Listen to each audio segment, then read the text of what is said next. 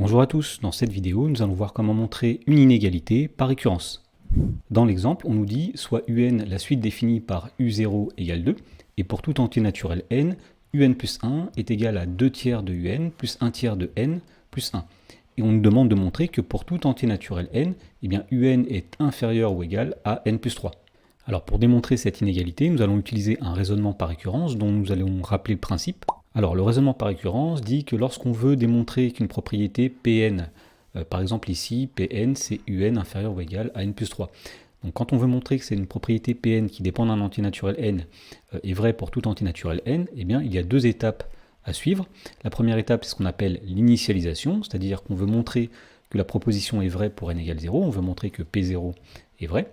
Ensuite, on veut montrer ce qu'on appelle l'hérédité, c'est-à-dire que pour tout entier naturel n, si jamais la proposition est vraie au rang n, alors elle est aussi vraie au rang n plus 1, c'est-à-dire ici, si on suppose que un est plus petit que n plus 3, on veut montrer que un plus 1 sera plus petit que n plus 1 plus 3. Et donc si on arrive à démontrer ces deux étapes, eh bien, le raisonnement par récurrence dira que la propriété est vraie pour tout entier naturel n. Alors voyons comment démontrer cette inégalité par récurrence. Donc comme on l'a dit tout d'abord, on va procéder à l'étape qui s'appelle l'initialisation. Et donc cette étape va consister à démontrer que la proposition est vraie pour n égale 0. Alors on va dire ici si n égale 0, alors tout d'abord u0, eh bien, il est égal à 2 d'après l'énoncé.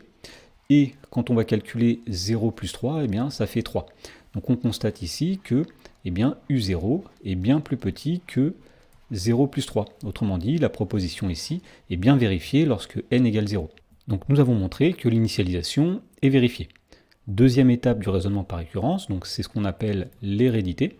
On va se donner un entier naturel n, donc on va dire soit n appartenant à grand N. On va supposer que la propriété est vraie pour cet entier-là.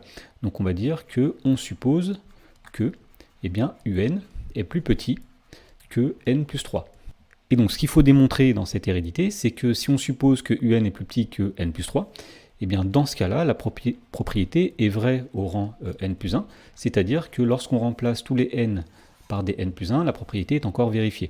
Autrement dit, ce qu'on veut démontrer ici, c'est que un plus 1 est plus petit que n plus 1 plus 3. On a vraiment remplacé tous les n par des n plus 1.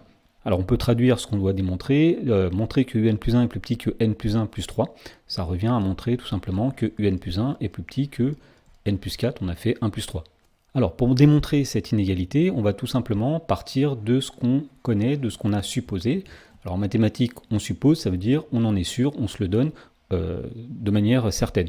Donc on va commencer par dire que on sait eh bien, que un est plus petit que n plus 3, puisqu'on se l'est donné, on l'a supposé, et on va faire tous nos calculs, tout notre raisonnement, et l'idée à la fin, c'est d'arriver au fait que un plus 1 est plus petit que n plus 4. Donc l'idée ici, ça va être de reconstruire un plus 1 en partant de un, tout en sachant que un plus 1, c'est 2 tiers de un plus 1 tiers de n plus 1.